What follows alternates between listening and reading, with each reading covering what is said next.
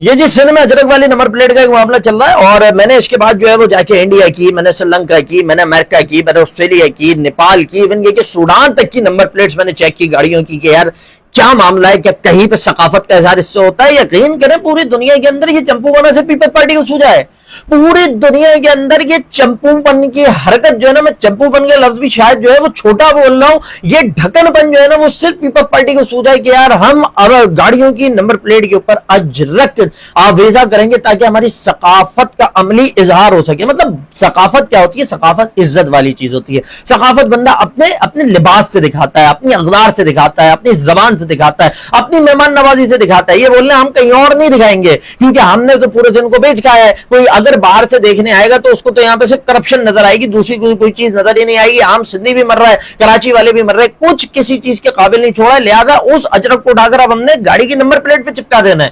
میرا سوال یہ ہے کہ جو لوگ اس کے اوپر بڑی چدو مت سے لگے ہوئے، میں شرجیل میمن صاحب کی بھی بھاشن جو ہے وہ سن رہا تھا، وہ بھی یہ کہہ رہے ہیں کہ جی ہم نے فیصلہ کر لیا اور حکومت نے فیصلہ کیا تو بس اب ہم اس کو کر کے ہم لیں گے۔ اچھا آپ کو اپنی ثقافت سے بڑی محبت ہے، ویسے تو آپ مسلط ہی کر رہے ہیں، میں اس کے اوپر ایک لاجیکل بات بھی کر لوں گا، لیکن آپ کو اپنی ثقافت سے بڑی محبت ہے، آپ کو کیسا لگے گا؟ دیکھیں پورے سندھ کے اندر مٹی کے علاوہ تو کچھ نہیں ہے۔ اچھا اگر آپ انٹیریئر سندھ کی بات کریں تو وہاں پہ گاڑیوں پہ نمبر پلیٹ ہی نہیں ہوتی۔ میں ایک مرتبہ جو ہے وہ سیلاب کے دنوں میں گیا ہوا تھا، مطلب ہم جہاں جا رہے تھے موٹر سائیکلوں میں 25-30 موٹر سائیکل کے بعد ایک پہ نمبر پلیٹ ملتی تھی، تو چلیں وہ تو ہونا ہی نہیں ہے۔ اگر ہم کراچی کی بات کر لیں تو بات یہ ہے کہ کراچی میں بندے نے اپنی گاڑی کی نمبر پلیٹ پہ اجرک بنوا لی، اجرک بنوا کے وہ گاڑی باہر لے کے نکلا۔ اس کے بعد آپ نے شہر کے نالوں کا جو حل کیا ہے، آپ نے شہر کے گٹر نہیں ہے، آپ نے شہر کی لائنوں کو تو ٹھیک کیا نہیں ہے، کیونکہ ڈیولپمنٹ فنڈ 15,000 ارب روپے جو آیا تھا وہ آپ کھا چکے ہیں۔ ٹھیک ہو گیا بہت اچھا۔ تو اب اس کے بعد کیا ہوگا کہ بھائی گٹر بہ رہا ہے، گٹر بہتے گٹر کے اندر جو ہے وہ گاڑی جا رہی ہے، اب پیچھے سے ٹائر کے اوپر جو ہے نا وہ کیچڑ لگ رہی ہے، گٹر کا پانی لگ رہا ہے، وہ اڑ اڑ کے اجرک کے اوپر لگ رہا ہے۔ یار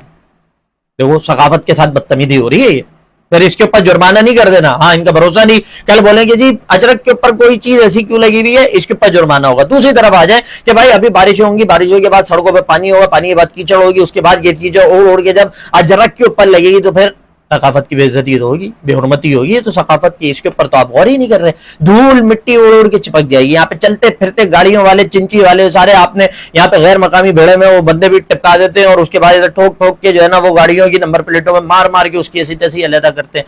ہاں بھائی اب اس بات کا کوئی جواب ہے؟ اچھا دوسری طرف آ جاتے ہیں، وہ یہ ہے کہ دیکھیں لاجیکل بات کر رہا ہوں، پورے سندھ کی جتنی آبادی ہے اس میں جتنے ہمارے سندھی بھائی رہتے ہیں نا، تقریباً اتنی تعداد کے اندر دیگر قومیتیں رہتی ہیں۔